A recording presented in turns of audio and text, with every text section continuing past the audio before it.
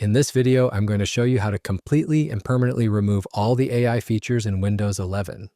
If you find this video helpful, consider subscribing, liking, and sharing the video. AI can be useful sometimes, but if you don't like it on your computer and want to completely disable all the AI features available in Windows 11, I will show you exactly how to do that. To get started, open your favorite browser and navigate to the link that you'll find in the description below.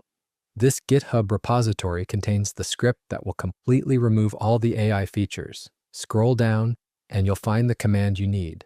Click the copy icon next to it. Right-click on your Windows Start menu icon and run the terminal as admin.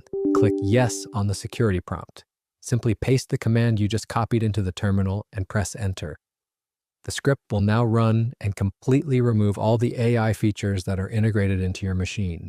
And that's it. Once the script is finished, you can press any key to exit. Your Windows 11 is now AI-free.